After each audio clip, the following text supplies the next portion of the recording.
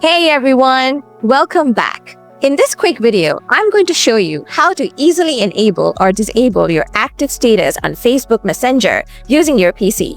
So, without wasting any time, let's dive into the process. First of all, open the Messenger app on your PC. Once you are in the inbox, click on your profile name from the bottom left corner of the screen and select Preference from this menu.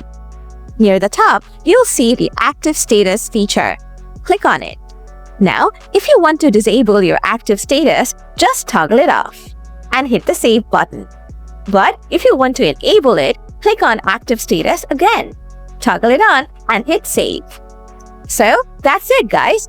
That's how you hide and show active status in Facebook Messenger on your PC. If the video was useful, smash that like button. And if you want more content like this one, subscribe to the channel. As always, thanks for watching and I'll see you in the next one. Bye!